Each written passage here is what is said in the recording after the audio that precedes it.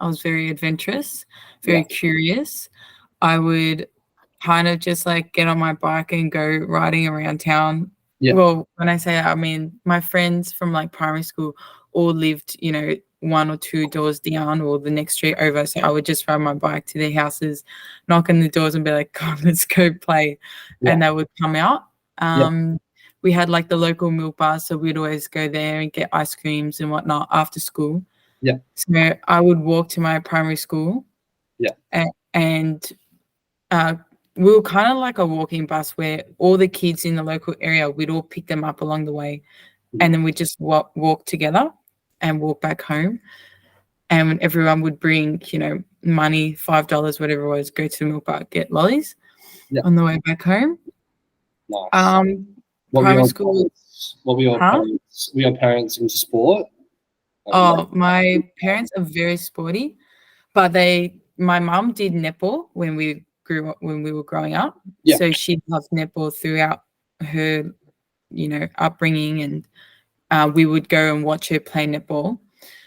My dad was always into footy, but he wasn't allowed to play footy growing up. So he kind of had to sneak off without telling his parents and go play footy. And so I've got an older brother, and he would go. So dad really encouraged him to play footy. So we were always part of like a football club growing up. This is like union or league? Pardon? Union or league? EDFL. Oh, right. Okay. You know, just local footy. Yeah. Okay. Yeah. But my dad was also into martial arts. Yeah. He never did it himself, but his cousins were all into karate, and they owned their own karate school. Yeah. And dad would go to the local taekwondo competitions, and he would watch. Yeah. And so he knew by face all the like local coaches from the clubs near us, because there's not many taekwondo clubs. There was only one major club. And so when we turned 4, that's when he enrolled us in to start taekwondo, and we just loved it. We didn't really do other sports. Like I didn't join other club sports, even though I wanted to. But taekwondo was kind of just like the easiest and only thing to just all get us to the one sport, drop us off, and then that's it. So how old were you when you started that? Sorry? I was 4. You were 4, okay. And so you didn't really play any other sports before you started taekwondo? No. But we were always active. Like we were always outdoors. We were always playing everything. Like we'd always have, you know, like a ball or something that we would just play with, like my brother and I. So I have a younger sister as well. And we'd all just play together, you know, whatever sport it was. And we have like some holidays we'd go down to like the beach, and we'd always be playing sports outside. Yeah. So yeah, very active. Did any of your siblings like go like quite, you know, competitively in any sports, or not really? Well, I'd say we're all very competitive in our sports. In your own different way. And so my brother was actually really good at taekwondo growing up. He had lots of opportunities to, you know, make junior worlds teams, but I think he just like fell short each time, you know, because his division was really hard. Yeah. Okay. So he had like crazy fights, whereas my division was hard, but I had more opportunities to go and join the like junior national team. Yeah. Cool. And did you? So are you and like your family? Are you like the youngest, or are you the oldest, or what's? I'm middle child. Middle child. Same. There you go. There we go. So we're the glue of the family. Older brother and younger brother, or older brother, younger sister. Okay, younger sister. Okay, cool. And what does she do? She was taekwondo as well. So she was doing taekwondo as well, but because she's quite short in height, and so all the other girls in her division were a bit taller and longer legs, so it was always like hard for her to, win fights. So she stopped pretty early. Yeah. Didn't go all the way through, but she picked up boxing. Okay. And so did my brother. So when they both stopped, they both picked up boxing. Yeah. And my brother still does it on and off now, and he's just in amateurs. Yeah. Cool. Amateur boxing. So. Yeah. Cool. And I was going to ask what made you interested in starting taekwondo, but it sounds like your parents just forced you into it, so you didn't have a choice. Yeah, kind of. They put us into it, but we were just, I think we were all just very naturally gifted in sports where we just love it and we just know like what to do, and we're all very competitive as well, so we always put in that effort. Yeah, fair. And so I guess when you started to take the sport seriously, I guess you probably always took it seriously, and pretty quickly you were pretty good at taekwondo, or was there a period when like you were kind of taking it for fun and then you're like, oh, I'm actually like pretty good, I'll get into it a bit more now?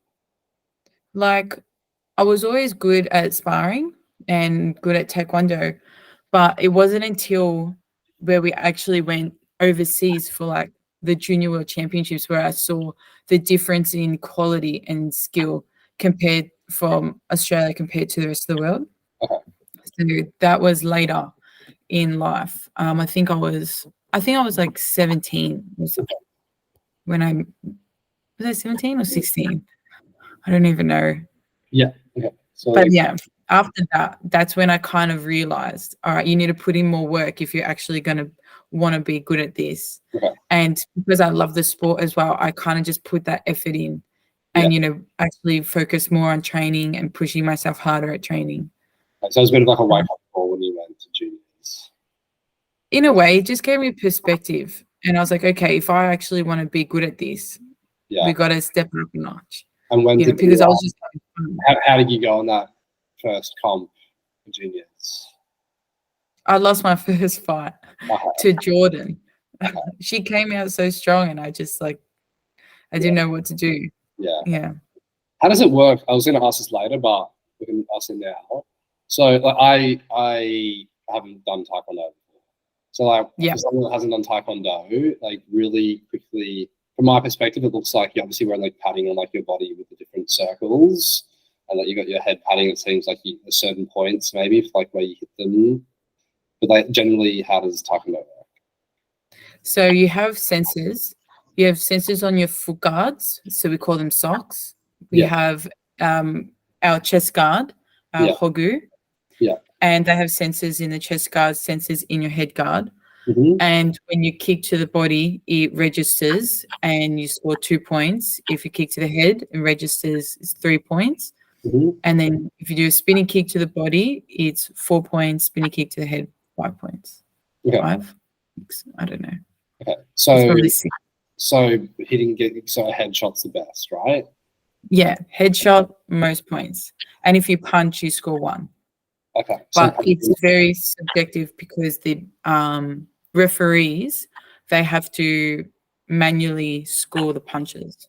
Okay. So it's mostly a kicking sport in the sense like that you get the most points for kicking. Yeah. Okay. And because from my perspective, like it looks like people are in padding, but like do you finish like a session like a competition like beaten up? Like is it like a pretty like does it take a toll on your body? Like do you get injured a fair bit? Like are there big injuries or like even knockouts, or is it generally kind of just point driven? So like at training or at competitions? Or like in comps, yeah. Like is it like does it get like kind of bloody, or is it pretty like tame in terms of like the physicality? So at competitions, it's very hard. You're literally battling it out. And so there is definitely blood, there's definitely concussions. You definitely come out with bruises all over your body. Yeah. And by the end of the day, say you've had, 4 fights, sometimes 5 fights to get into the gold medal round, but even 3 fights, two fights, even the first fight is really hard. So it's very taxing on the body. But that's why like our training is so hard because it's trying to mimic what happens in a competition, which is literally you're fighting. And how long does the competition usually go for? How many fights are you usually doing a day in a comp? Obviously, I know it probably depends on how much you progress throughout the comp, like if you get knocked out early. But if you were to go all the way through, how many fights do you have a day, and how many days would that be? So in an open competition, you'd probably have about 3 to 4 fights to gold medal round. Yeah. In, say, a World Championships, you'll have about 5 fights. A lot sometimes for the male divisions, they have far greater number of athletes in the division, so they may have 6 fights. Mm-hmm. But usually it's about 4 to 5 fights to get into the gold medal round. If you're having 3, that's a good number, but most of the time it's 4. And so how does it work? Like, is it you're in pools, or is it like a knockout straight away, or is there like a bit of like a round robin where it's like how many points you get in your first 2 fights, and like based on that you progress through to like a quarter or semi, or how does it work? So it's a straight knockout. So you're in a draw. Yeah. And the draw, it goes by seeded and your ranking. Okay. So you're seeded. So first will be on one side, and second will be at the other, and then third, fourth, and then it kind of just everybody just fights each other. Mm-hmm. Wait, let me say everyone don't fight each other, but you fight someone who you're seeded with, and then if you win that fight, then you go into the next round. So we'll start like, for example, you got round 16, and you'll fight one person in that round, and then if you win that, you go to round 8. Yeah. Which would be quarterfinals, and then you fight that person, and then if you win, you go into semifinals. Okay. If you win, finals. Yeah. But if you lose, you're out straight away. Okay. And so how do they rank you at the start? Like, do you come into a competition with a rank straight away, or is it completely random? Your first fight? So you'll already be ranked on your world ranking. Okay. And then depending on that, you will then be seeded. Yeah. Okay. Evenly on the draw sheet. And what I'm probably explaining this really bad. No, it makes sense. I can imagine. What ranking are you at the moment, just out of like curiosity? So current Olympic ranking is 20. Yeah. Current world ranking is 13. Okay. Cool. And I think it's going to shift a little bit because we've just finished competitions. Yeah. And in Australia, number 1. Awesome. That's very cool. I guess more on the questions. So I'm assuming, like, have you always wanted to be like at an Olympic level, or was it kind of when you made junior team, you're like, oh, okay, actually I have a shot, I may as well go for Olympics? Well, it was kind of like when I first got out into that international scene, I was like, okay, this is the quality of fighting that I want. Yeah. This is what most challenges me, and what I love the most, because it's like more of an even fight. Yeah. Okay. Whereas like in Australia, it was always me being so dominant, and then I wasn't really progressing in any way. Yeah. Okay. And so going into that international pool, it's actually a lot more fun because the fights are really fun. Yeah, quite exhilarating. Fair enough. And how old were you when you kind of made that, like, you made that decision? So it was like 17, right? 17, 18. Yeah. Okay. Yeah. So what year was that? How old are you? Sorry. I think that was in 2016, so I would have been 17. Okay. And I'm now 24. Yeah. Okay. Cool. So are you 98? 99? What is it? Are you 99? Oh, 99. Yeah. Okay. So I think we're the same age. Are you 24? Yeah, I'm turning 24 in like a few weeks. Oh yeah. So yeah. I guess then, so more like during your high school days. So you kind of obviously have been doing taekwondo forever. And you were you obviously winning nationals when you were like during high school, in terms of like in under 19s or something, and juniors? Yeah. So I was basically winning I would say most of the competitions here in Australia. Yeah. The only competitions that I would lose is if. So this is funny. I lost my fight in a Victorian Championships because I was still sleeping in bed. My coach was calling me to get me out of bed to go fight because I was first up. Oh, right. And so we got there, quickly put all my guards on, went out and fought and lost straight away. Oh, right. Well, just based on time or something, or just you just weren't ready at all? I just wasn't thinking. Yeah, I was young. Yeah, just flustered. Yeah, that's funny. And so I guess so obviously quite good back then. What was your schedule throughout school in terms of training volume? Like looking at your weekly schedule from Monday through to Sunday, was it still like the 2 sessions a day of taekwondo and then gym, or was it a bit different? Well, I didn't actually start gym till I joined the VIS. Okay. So it was just taekwondo. Okay. And throughout school, I was also doing the school sports as well. So during summer, I was doing softball. During winter, I was doing soccer. Okay. So you had those training as well, which was twice a week. Okay. And then I was doing taekwondo after those trainings. Yeah. So that was later in the evening. But then in between sessions on like a Tuesday, Thursday, I'd go and do boxing and other cardio sessions to keep my fitness up, because I know in taekwondo you need good fitness. So I was doing other things on the side to just help me. And like, before schools, I was going for runs. I was always doing something to help my performance and help my fitness.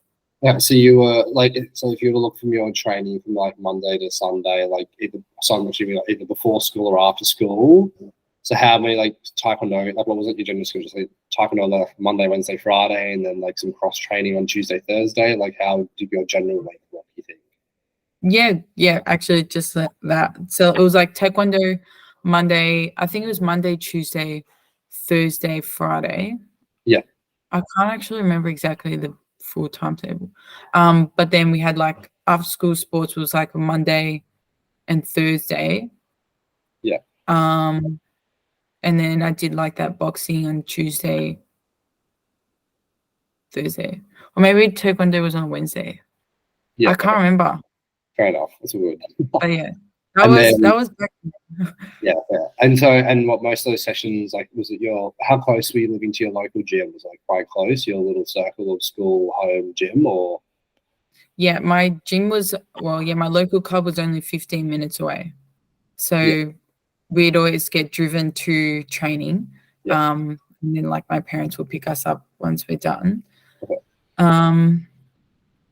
Yeah, and I had a really good relationship with my coaches. So yeah, I was basically always at the gym. Yeah, fair enough. So, and like what time do you reckon you were generally getting up each day? Were you mostly training in the mornings as well, or I know you said you were going runs and stuff in the morning, but like were half of your morning during the week training, the other half like sleeping into around like obviously school starts and training the arvo, or were you up most mornings training? It was school, so I prioritized my sleeping, school, train directly after school for whatever school sport I was doing, and then we'd come home for about an hour, and then we'd go off to taekwondo. Yeah. And that was for a bit. And did you was that like a pretty manageable schedule for you, or like did you find it pretty tough trying to fit it all in? It was fine. I mean, everything was back to back to back, so I managed to fit it all in. Yeah. But by the end of the day, like I was exhausted, and then on top of that, like I was working part-time jobs and whatnot. Okay. So I was constantly on my feet. Yeah. Did you we usually like studying like a few hours, couple of hours every night as well, or it was like majority? I just try and smash as much homework as I can before taekwondo training, and then whatever I needed to finish, say last minute assignment, was after training, and I would literally stay up till like midnight trying to finish it up and then go to sleep. Yeah. And I guess on that front, like So you obviously did quite well when you're in the school stage. Like, what do you have any like tips for high schoolers, like going through school that like want to go like reach a kind of a late level performance, or is there anything they should be doing? Like, would you have any just general tips for high schools trying to get to the next level?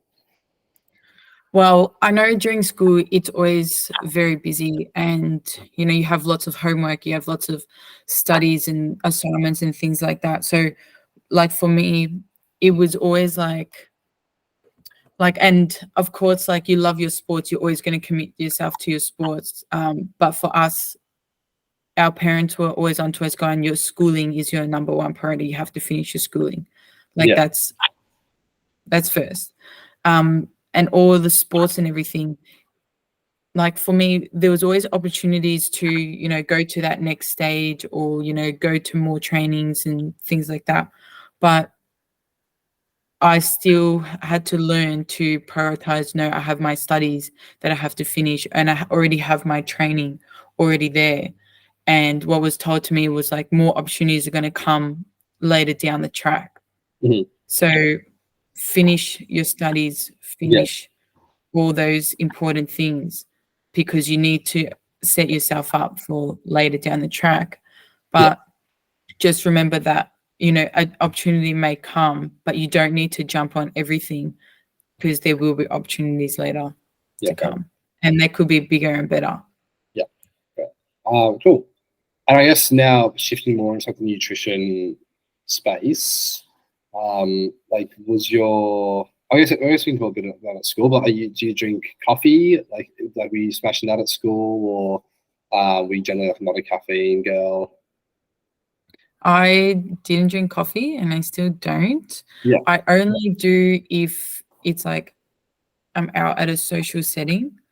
Yeah. So and like if I really need a coffee, I'll drink a coffee. Yeah. Otherwise, most of the time I don't drink coffee, if not ever.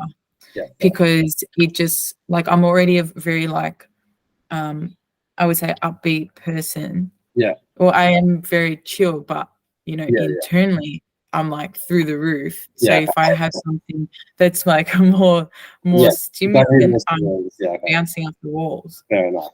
And generally, like, what's your general diet? I think you're not like, you're obviously like, pretty much eat anything, or you like pescatarian or vegetarian or anything, or what's the go with that? I eat everything and anything. Okay, fair enough. I don't set myself any boundaries because I love food. I see the importance of food, and I know that it's good for my performance, recovery, training, and everything. Yeah. So I eat everything. Yeah. And do you, how many meals do you think you eat a day? At least 3, sometimes 4. Okay. And like with snacks, or just like 3 big meals? 3 big meals plus mini meals in between. Okay. And snacks. Yeah. Okay. Fair. Yeah, I eat a lot. Yeah. That's fair enough. I think I know. Do you know Ross Edgley? He says if you're a professional athlete, you got to be a professional eater. So there you go. Yeah.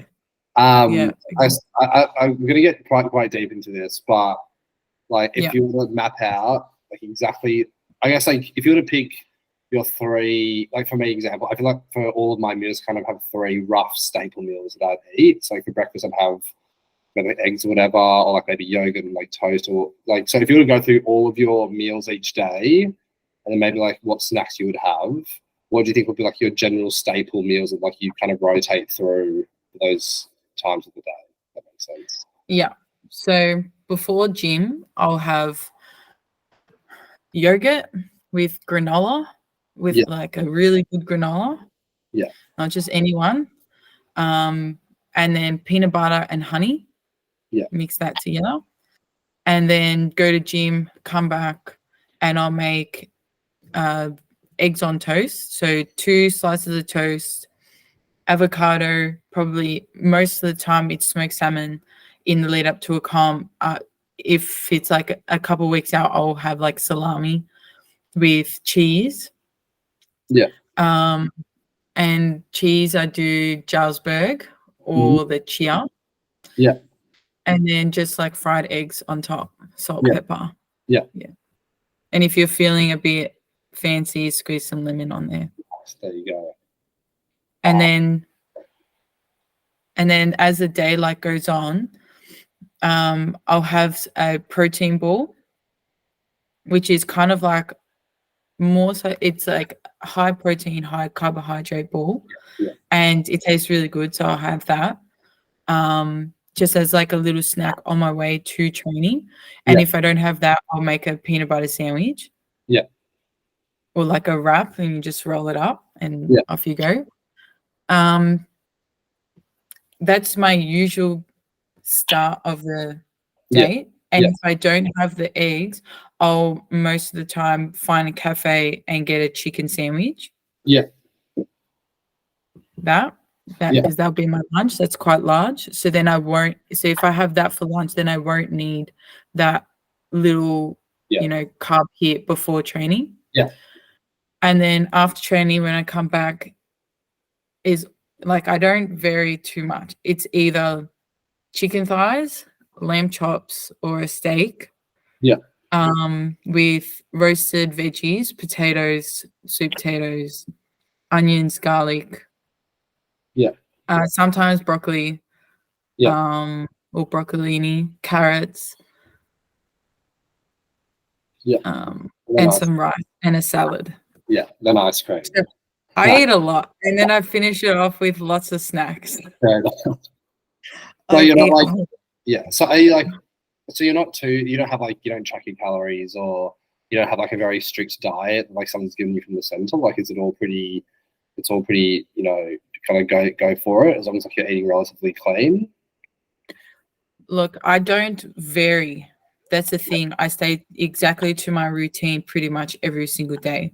And the only time I'll eat a bowl of pasta is if it's after a competition or after weighing. Okay. And like even when I go out for like dinners and stuff, like it's very time management where if I'm gonna eat this bowl of pasta, I know I'm gonna have training after it where I can burn it off straight away, because I don't eat that very like high carby meals. Everything is pretty much like protein and high fat. It's a pretty high protein, high fat diet, not much carbs. Yeah. Competition. And then but like I still have carbs, but it's not like you're not smashing it. Yeah. So on that, do you steer clear? So it sounds like you kind of try to steer clear of pasta unless like it's a big carb load or something. Like, do you steer clear of any foods? Like, do you have chocolate? Like, like, do you like indulge here and there, or are you like very like strict? I definitely indulge. Okay. You're keeping your secret diet very, very close to your chest. I eat a block of chocolate a night. Maybe more. Okay. Yeah. And like, look, the only thing that I would say I reduce my intake is ice cream. Yeah. Because it's just fat. Yeah. Yeah. And after you eat ice cream, I can already see my cheeks starting to like swell up. So it's not until after comp that's when I'll go eat like a tub of ice cream just for fun. But before I'll just eat chocolate. Or if it's like my weight's still a bit heavy, I'll only have like a row of chocolate, not the whole block. Fair enough. Just that discipline. Of course. Yeah. And so do you have any like supplements in terms of like, I guess you could be more extreme like creatine or whatever, or do you have like magnesium, fish oil, vitamin D, like any just vitamins or anything like that? Yeah, so I do my vitamins. I do vitamin C, vitamin D, and sometimes you can get them where they have calcium in it as well. Yeah. So just whatever, why not? And for after trainings, I usually have like magnesium. Mm-hmm. But in terms of like fish oils, that's why I have salmon in my breakfast, because that's really good for anti-inflammatory. Yeah. But usually most of the time I just get everything from my food, from my diet. but it's just vitamin C, vitamin D. That's what I smoke. Yeah, and this is a bit of a side note. Like, I know obviously, is there really doping in taekwondo? Not really compared to other sports. Look, you don't actually hear much of it. Yeah. Like, and there's none in Australia. Yeah. So. Yeah. Not really. It's more of like the proper cardiovascular, like endurance sports as well, or like strength sports. I feel we use our proper cardiovascular. Well, yeah. We use everything. Compared to like cycling or something. Yeah, it's just different. Yeah. Okay, fair. But we do get drug tested, so we have to stay clean. Yeah, fair. How often? I actually don't know what like the Australian doping system is like, but how often do you usually get drug tested? Actually, this year hasn't been a lot. In previous years, I've been drug tested frequently at like competitions, maybe 3-4 times in a year. Okay. Yeah. But this year, it's been very, very minimal. And how often does it work? Like, is it usually like at a competition you get drug tested, or will someone just rock up to your house one day being like, it's drug test time? Both. So at a competition, most of the time it's competitions in Australia and the Oceanias where we will get drug tested. So you've made the finals, they'll be there waiting for you. And if you're in the domestic pool, for us, it's just at home. They'll just rock up to your house. And is that ran by like the Australian Olympic team, or is it ran by an external organisation? It's run by Sports Integrity Australia. Okay, Sports Integrity. So external. Okay. And then final like question kind of about nutrition, but like how does your, so I guess that's your nutrition in like kind of normal training, I guess build, phase, but like when you're leading up to a comp or like during comp, like how does your nutrition change? Like do you fast? Do you like reduce your carb intake and increase it, and then carb load? Like what's your general nutrition like around competition and in competition? Yeah, so about a week out from competition, we'll start to get onto what's called a low res diet, where it's just lots of low GI foods, so white rice, white bread, things like that, things that just burn very quickly, and don't hold a lot of fluid as well.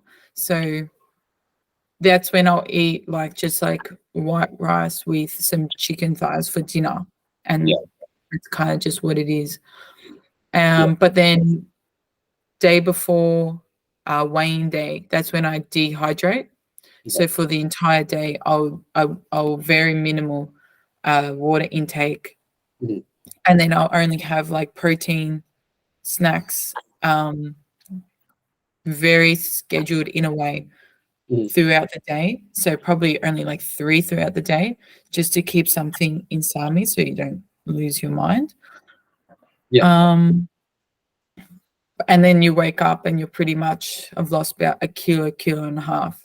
Interesting. Just from doing that. Yeah, interesting. Okay, so what weight division are you competing in? I fight under 57 kilogram, and also like I would say in comparison to others, a mini sweat out. Yeah. So I'll just jump onto the treadmill or the bike just to get some fluids leaving my body, just to encourage it a little bit. And that will I would probably lose about 600 grams just from that, which is good. And then overnight another 400, and so it's just. Okay. So I guess what's like pre-comp? What's like your walking around weight, and then how many kilos do you generally try and shed? Like maybe like 2 kilos before the weigh-in, and like you try and put it on. Like how many kilos do you think they were trying to like shed off for that weigh-in? Well, I see quite light, so I see my natural weight is probably about 59.5. Okay. And then I'll get down to about 58 point something before we leave on the plane. That's like an ideal weight. And then as soon as we get there, it's just you train, and then next day dehydrate, next day weigh-in. Okay. So you don't. So you stop eating the chocolate before you go away on the plane. Yeah. So you have to. So it seems like you're not. So you're not really like going on that harsh of a cut. No. So like I guess like delving on a bit more. Like so obviously you do like the general like no fluid, like really reduce your water intake, and then kind of go on the bike and spit out around 600 mils, kind of just before the day before, whatever. Then like that kind of week before though, when you said you cut like maybe half a kilo before you go on the plane, is that generally just like cutting out a bit of your nutrition, or like what's that bit that you do beforehand as well? That's when I will stop eating as much chocolate at night. Okay, so you pretty much just cut out like all the indulgences. You just like minimize it. Yeah, because I don't change my diet like for consecutive few weeks before competition. Even now, like I'll just go straight back into my normal routine of eating, and that's what maintains my weight. And because I'm still burning so much energy out, I'm still needing those foods to fuel me. Yeah. And so I just stick to the same routine. So then by the time it comes to competition, I haven't influxed so much, so I haven't like gone crazy, and I'm not sitting, about 5-6 kilos over my weight category. So it is easier for me to just get down. And if I do decide to go out for a dinner or something, eat a bowl of pasta or go eat ice cream, it's fine, because the following week you train and you eat well, and then weight just goes straight back down. Okay. So you can pretty much so do you think you're one of the lucky ones in terms of you can pretty much eat as much as you want, like you'll pretty much be hovering around the same weight, or just at least a weight that's like very easy to reduce prior to comp, or how does that compare to other people? Yeah, definitely. And because I have a very high fat, high protein diet, I have a lot of fat on me.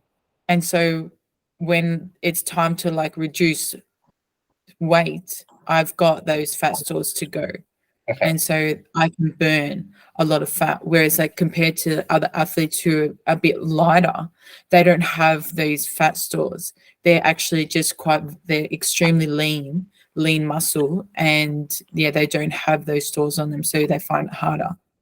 Usually once you get higher in division, you tend to see the more like muscle or fat on you, so it's easier to drop that weight. Okay, interesting. And so when you do finish your weigh-in, like what's your strategy then prior to the actual fight? Like do you like smash as much water as like you want? Like do you smash yourself with nutrients, or what's the go? So we bring ourselves after weighing prep meals, and so you usually bring your bottle of Gatorade, bottle of water, let's say like a sandwich that you've prepared, and most of the time it's got egg or it's got some sort of chicken, and we just fill it with carbohydrates, potatoes, or something where you can really get that protein and carb hit. Yeah. And so that's after weighing.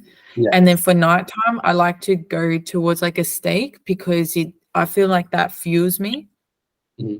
And I get like it just reacts well with my body, like my body type, my blood type, everything works really well with red meat.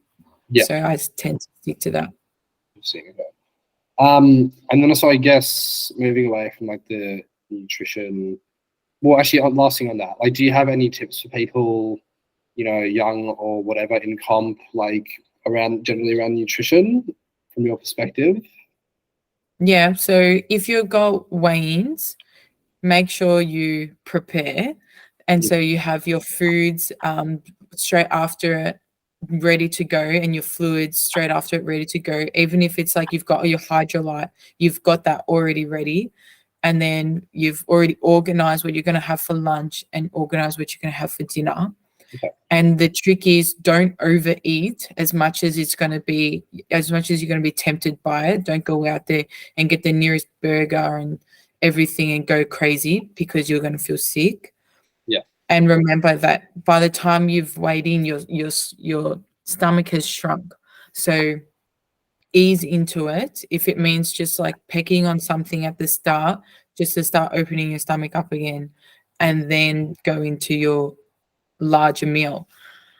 But don't go crazy, because say you're a individual who's had to lose like 5-6 kilos, and say you've lost, say, 2 kilos on water weight, you are going to see your weight increase fairly quickly once you start ingesting that water and then that food. So be careful and just manage, because say for us, we have random weigh-ins the day after. So just monitor yourself and don't go crazy. Yeah. It's my message. Nice.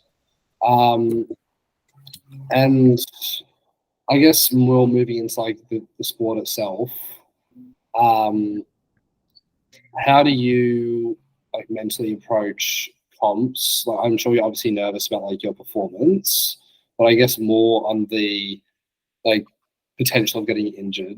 How do you like mentally deal with that? And like, like before a fight.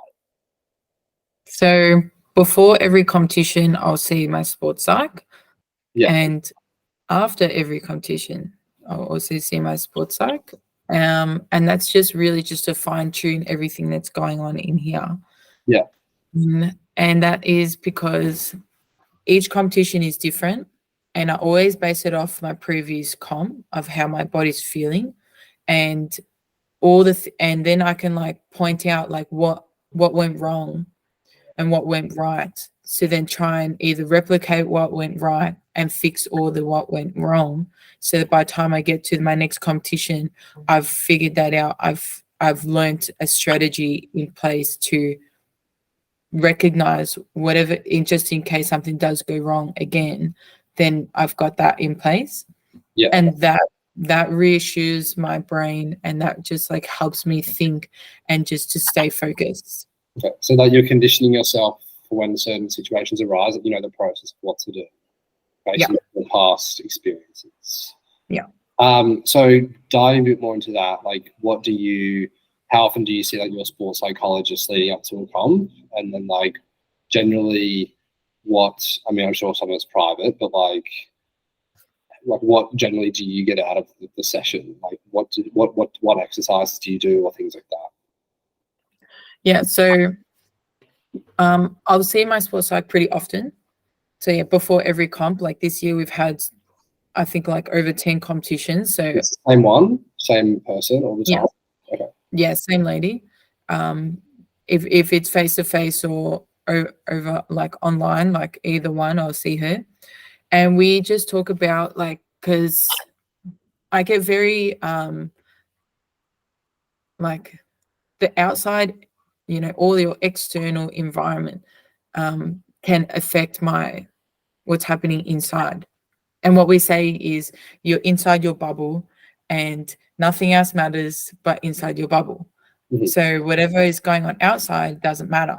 And because sometimes in taekwondo environments, what was happening for me is I was getting too overworked with everything around me, and I just didn't feel comfortable in my environment. Yeah. Even though like, I'm a good fighter, good skill set, good everything, if I'm not clear focused in here, it doesn't translate to the rest of my body. Yeah. So it was a matter of me just finding that like inner peace with everything and being really comfortable. Yeah, okay. I'm not scared. It's like my mind just playing tricks on me. Yeah. And so it's just like and like another thing is taekwondo competitions go for such a long time. Mm-hmm.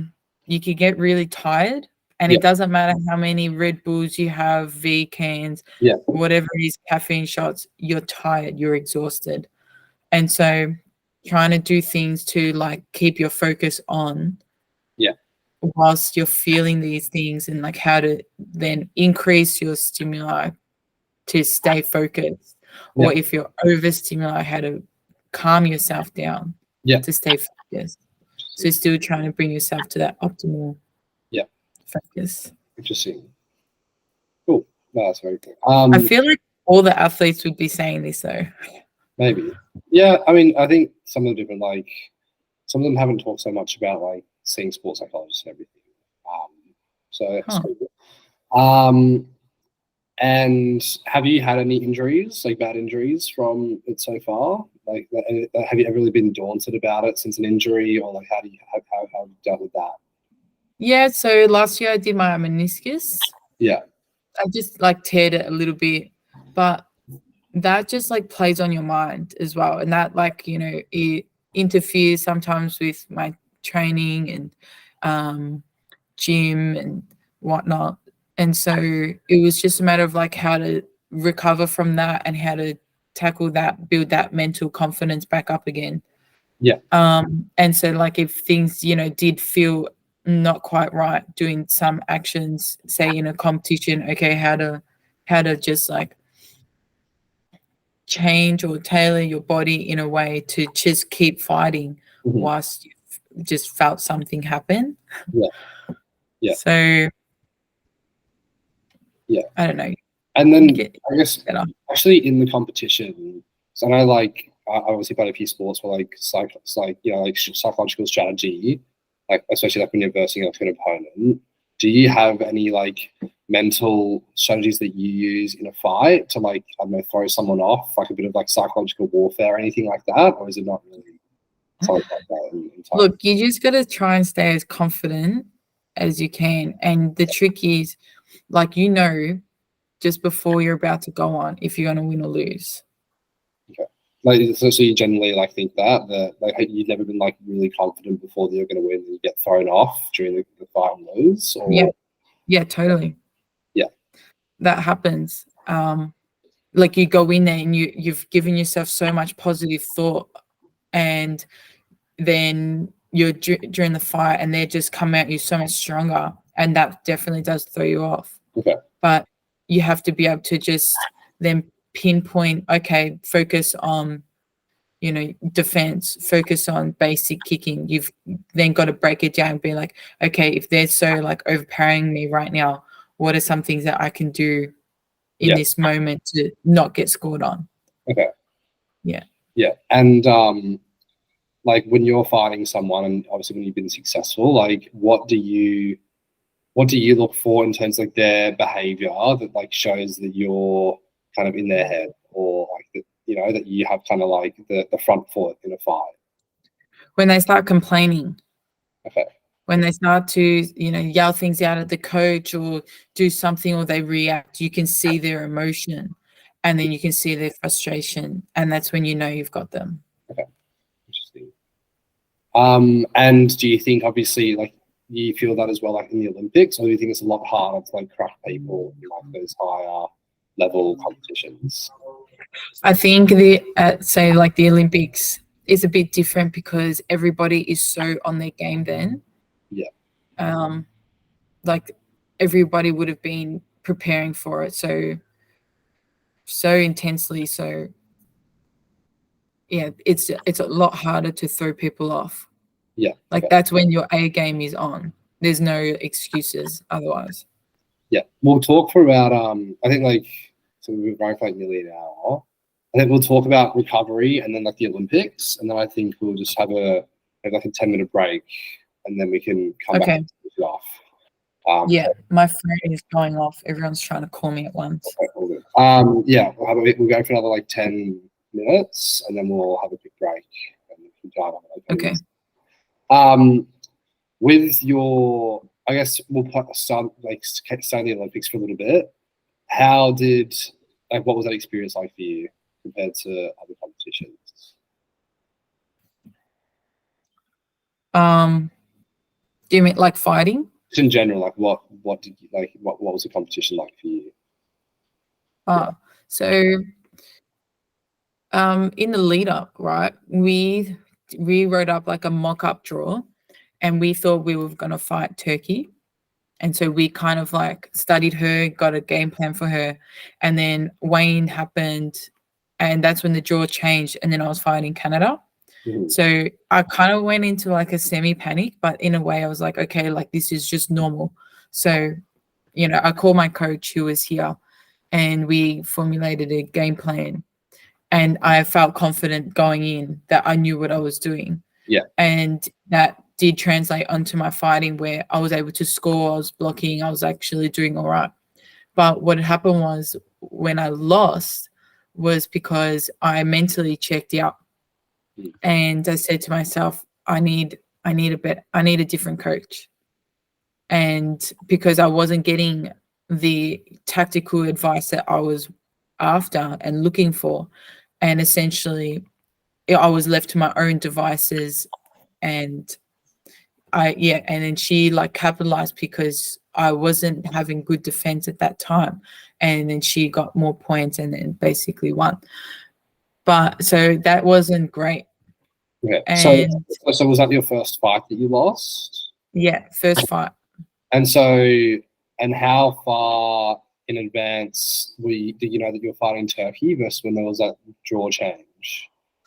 Well, because we were in COVID lockdown here in Melbourne, we knew pretty early on.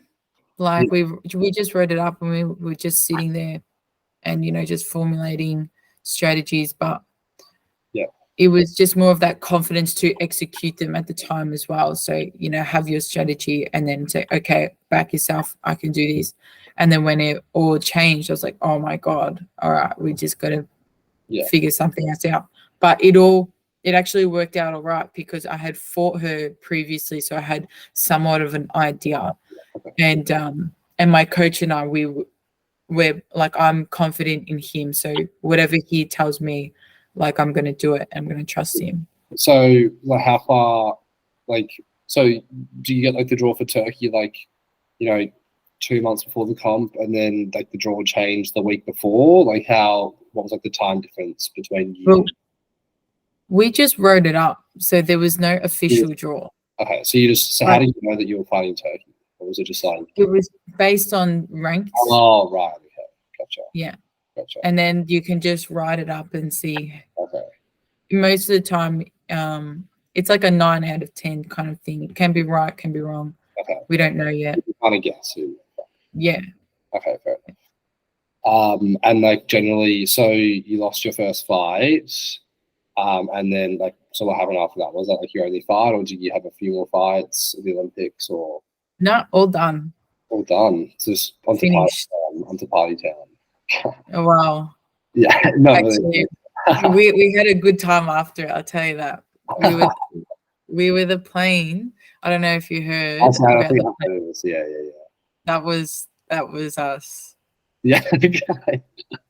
Fair enough. That was so fun. Fair enough. That was everyone, right? That was like the whole Olympic team. Yeah, it was like the first group to be leaving. So we were the first plane from the Australian team to depart. And was the rugby team? No. Was it? So it was taekwondo, rugby, soccer. Yeah. And it was all these other sports with only 1 or 2 athletes, and we were just going off. Like, we didn't sleep. We were literally partying the entire trip. Yeah. And right to the very end, I think everyone just passed out. Yeah, because we were just off our head. But that's off the record. That's not to be included. To be edited from this YouTube video. And then, so what was it like? So you pretty much like you finished, and then, because obviously COVID would have been quite different, like were they pretty much like ushering people that were out that had finished like pretty much straight out of the games, or you like stay around for a little bit? Well, luckily for us, the taekwondo event went for 3 days. I was fighting on the first day, so I had 2 more days to support the other athletes, and we managed to ask for, it was 48 hours after the last event for taekwondo. So after the last person fought, then 48 hours after that, we were departing. Yeah. Okay. Yeah. And how, like, what was there a new kind of energy, I guess, in the lead up to the games compared to other competitions? Like, obviously that was your first Olympics. what was like that training block like leading up compared to previous ones that you've done for other comps? Well, the training was hard. It was mentally tough, in fairness. In what way? Because it was just like how like intense it was? More because... Or just like the pressure? A bit of pressure, but it was more so our preparedness for it. I don't think we didn't have the opportunities because of COVID to prepare as much as what we would like to have. So we were very limited. Okay. Yeah. It was really hard. Yeah. Interesting. And I guess finally, what is more like the recovery aspect? So what time do you usually, are you trying to are you a big person on sleep, or are you someone that gets up quite early? I guess how much, generally what's your clocking in and out times on that front? Well, no, my recovery is number one, sleep. Yeah. Okay. I will prioritize that over everything.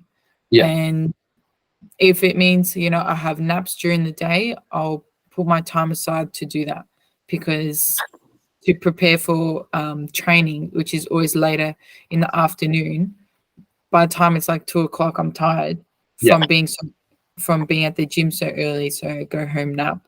Yeah. And then try to get to bed early, but if not, it's okay. Yeah. And then just ice bars. Yeah. I do ice bars quite a lot. How often, like a few times a week or after specific days? Yeah. Most of the time it's after gym. Yeah. Yeah, whenever there's gym, I'll probably just do ice bath after that, which is maybe 4 times a week. And do they have that at the centre, just like for you to jump in, or? Yeah, down at the VIS, Victorian Institute. And do you do like saunas? Do you do like, obviously I'm sure stretching is important for taekwondo. Like, is that like a part of your gym session, or do you have a specific like flexibility and mobility session? Like, how does that work as well? Well, I do dedicate time to stretching because I'm very inflexible and I'm trying to improve that. And so, yes, stretching is part of my routine as well. So after gyms, I'll do stretching. After like a cardio session, I'll do lots of stretching. And that also prepares me for the later taekwondo session. I also do massages. So I love my massage. If I can go once a week, I will. If I can go more, I will. But at the VIS, we're only allowed 1 per week. Yeah. What day do you do that on per week? Sorry? What day do you generally do that on per week? I aim for Friday. If not Friday, Wednesday. If not Wednesday, Monday. Yeah, okay. So whenever there's availability, I'll just take it straight away. Yeah, okay. And with the stretching, do you do mostly like static stretching, or is it rollers, flexibility, like sticks, massage sticks, or like the guns, massage guns? Like, what's that usually like? I use rollers, the foam rollers, big foam rollers. I do that. But then I just stretch. I've got a stretching kind of routine that I always do, and I know it works. So I just do that. Fair enough. Yeah. And I also stretch like before taekwondo training and after taekwondo training. Okay. So stretching most of the time during the day. Cool. I think last question, because I feel like we didn't really cover it, but like right now, so in depth, like overall looking at it, so you're training Monday through to Saturday with Sunday off? Not Saturday. Saturday I take classes. So Sunday what? Saturday morning I take taekwondo classes, so I only train Monday to Friday. Oh, really? Okay. So Monday to Friday plus Saturday, right? Yeah. Plus Saturday morning. Oh, no, well, like we don't train on Saturdays. Okay. So it's either comp day or so you just have Saturday and Sunday off? Yeah, Saturday, Sunday is off. Completely off. Interesting. Okay, so I'm working on Saturdays. Okay, and what do you do for work? Really quickly. Taekwondo teacher. Oh, teacher. Fair enough. So Monday to Friday, is that honestly just so Monday to Friday, you have your morning session is taekwondo, Friday, so morning sessions, taekwondo, afternoon sessions, gym, and then you might do like, you have a massage on like maybe Friday night or morning, and then you have your stretching on maybe like Monday, Wednesday, Friday, or after every day. Yeah. Okay. Fair enough. Yeah. Cool. Well, I think that pretty much covers this part. I'll stop recording. And then